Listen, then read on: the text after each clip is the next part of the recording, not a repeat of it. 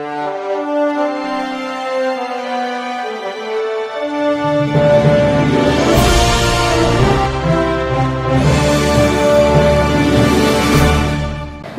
मी Shweta Pawar, city TV लाईव्हच्या बातमीपत्रात आपले स्वागत आहे। महाराष्ट्राचे मुख्यमंत्री एकनाथ शिंदे यांचे कट्टर समर्थक मनीष काळजे व सोलापूर जिल्हा शिवसेना शिंदे गट अध्यक्ष मनीष काळजे यांची जिल्हा नियोजन समितीवर निवड करण्यात आली।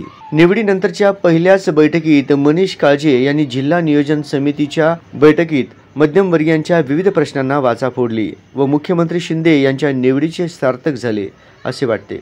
यावेळी मनीष काळजे यांनी या समस्यांचा पाठपुरावा करणार असल्याचे म्हटले आहे।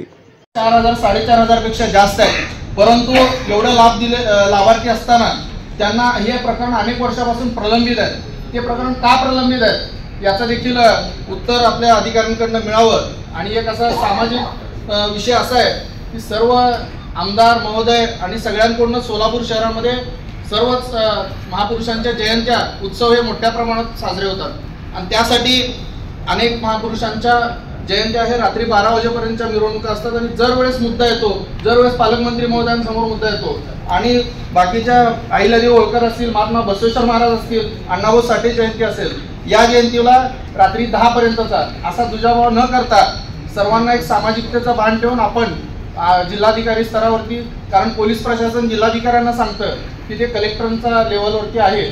सोलापूर शहरात विषय आहे, आता तुम्ही आरोग्य विषयावरती बैठक लावलेली आहे, त्याच्यामध्ये 2 मुद्दे घेणं गरजेचं आहे। बाळासाहेब ठाकरे आपला दवाखाना हा महाराष्ट्र राज्यात चालू झाला, मात्र सोलापूर शहरामध्ये 30 पेक्षा जास्त दवाखाने मंजूर असताना किती दवाखाने इथं केलेले आहेत ते अधिकाऱ्यांकडनं उत्तर मिळावून ते किती प्रमाणात चालू आहेत। आणि धर्मादाय दवाखान्यांना दर्शनी भागामध्ये जे आपल्या 10% बेड राखीव असतात, यामध्ये कोणत्याही दवाखान्यामध्ये माझा आरोप आहे की त्या दवाखान्यामध्ये राखीव बेड हे सांगितले जात नाहीत आणि तिथे दिले जात नाहीत। ह्या देखील त्या महत्त्वाच्या बैठकीत घ्यावा ही विनंती आहे।